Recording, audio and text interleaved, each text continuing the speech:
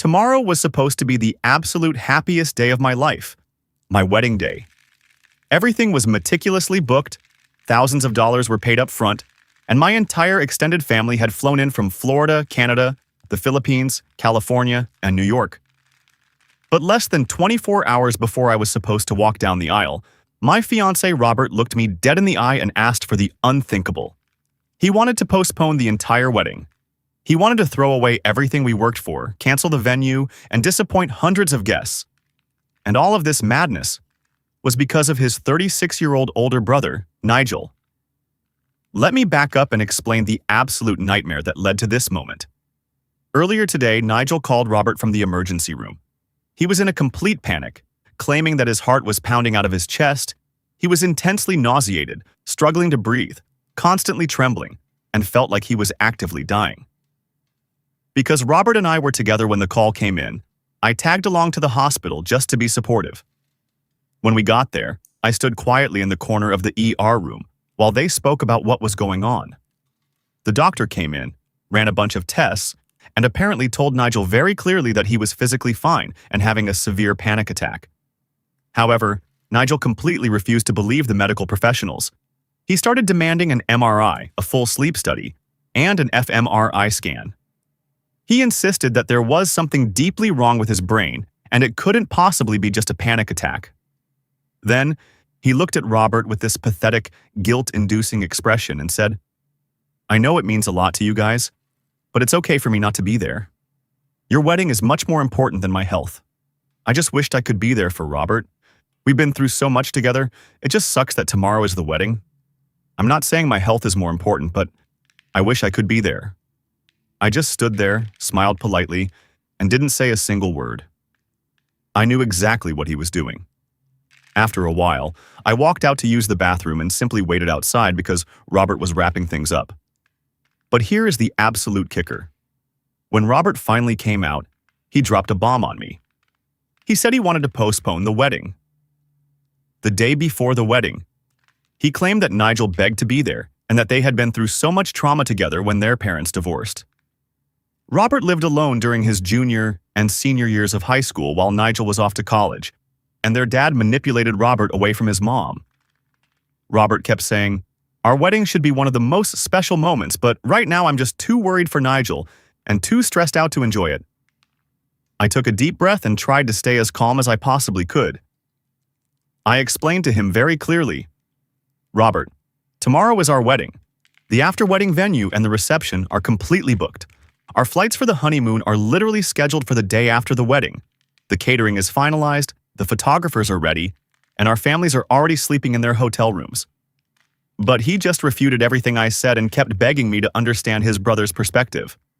After that, he dropped me off at the hotel suite where my close friends and I were supposed to be chilling and celebrating before the big day. I didn't say a single word to him during the entire drive. My main issue is that this isn't the first time this has happened. Nigel has constant bouts of anxiety, panic attacks, and severe depression. However, every single time he has an episode, he completely refuses to accept it's a mental health issue. He always thinks there is something physically wrong with him. If he's depressed, he claims he needs an fMRI because there must be a tumor in his brain.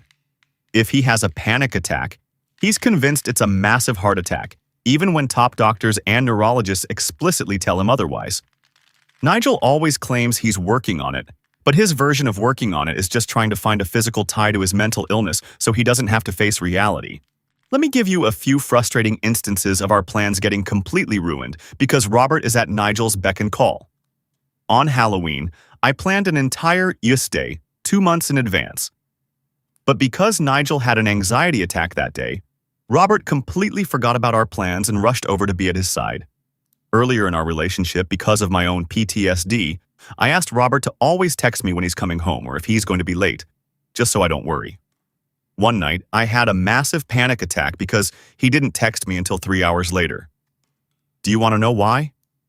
He literally left me having a panic attack alone so he could comfort Nigel, who was having an anxiety episode. A simple text saying, "I'm going to be late," was all I needed, but Nigel always came first. It gets even weirder.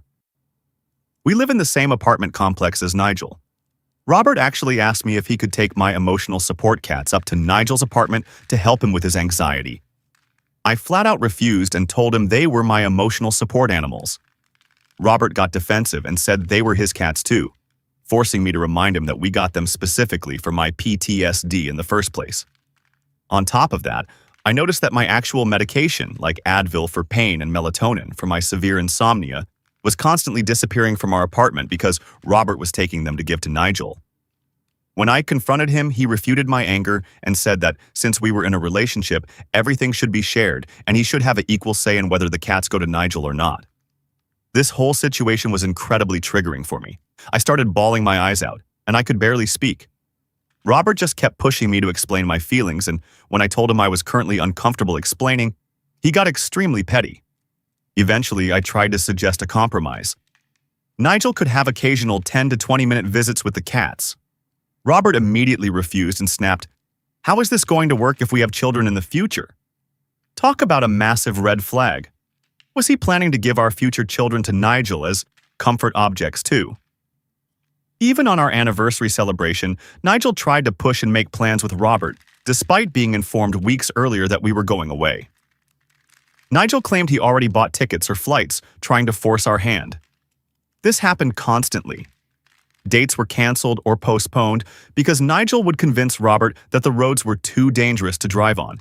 And then, on that exact same day, Nigel would take Robert out shopping and driving around the city.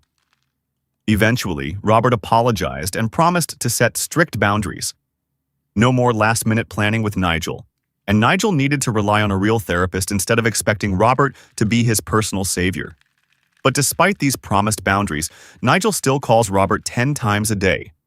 One time, he called repeatedly while Robert and I were in the middle of having sex. Obviously, Robert didn't pick up. Nigel got so angry about the unanswered calls that he walked over and started aggressively knocking and banging on our front door. He then proceeded to lecture us about staying up all night because on rare occasions we sleep in late after a long gaming night. Which brings us back to the night before the wedding. My extended family is here.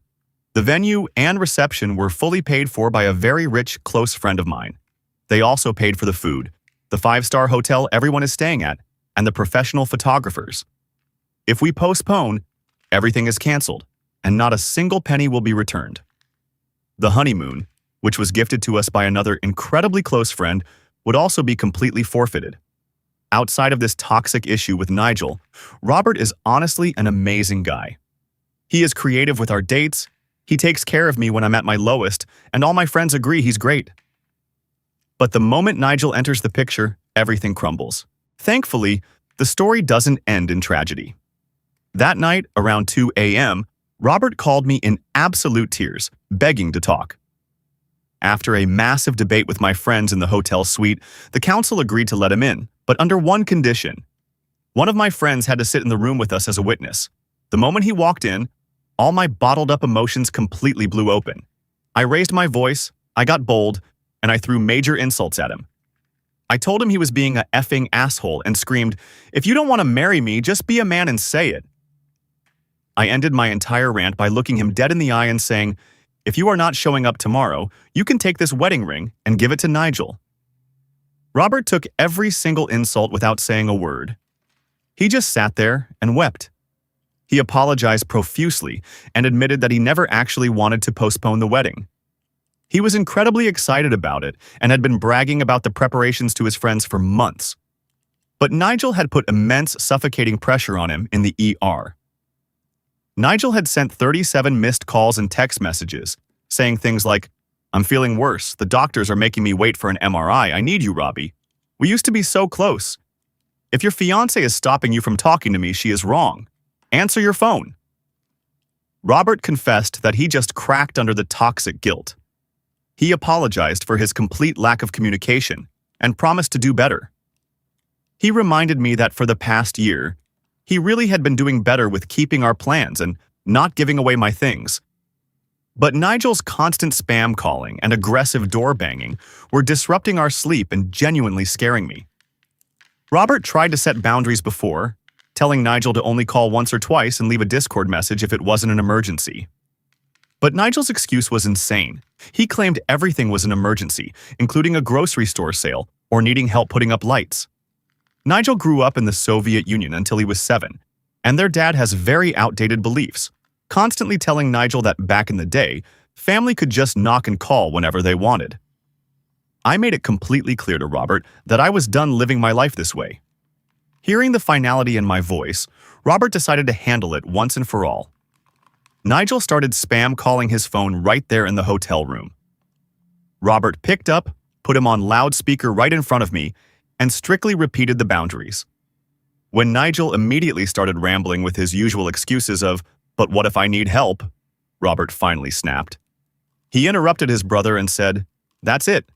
Don't come to my wedding tomorrow, even if you want to." And right then and there, Robert blocked his brother's number on everything. He turned to me, apologized again, and promised he would show up and go completely no contact with Nigel if that's what it took to protect our future. The next day, despite running on almost zero sleep, we actually got married. It was an absolutely beautiful ceremony. Nigel actually had the audacity to try and attend the venue anyway, but Robert stood his ground like a champion, repeated the boundaries at the door, and completely refused to let him in. Nigel was not present at our wedding. My mother-in-law, whom I absolutely adore, completely supported us. When Robert's dad tried to convince us to let Nigel join because he's family, my mother-in-law literally just rolled her eyes, turned her back on him, and walked away with her date. Right now, we are officially married and enjoying our incredible honeymoon. My friends are safely watching over our apartment and our cats, just in case Nigel tries to pull any crazy stunts while we are out of the country. Robert finally made the choice to put his wife first, and for the first time in our entire relationship, I finally feel like I am his #1 priority.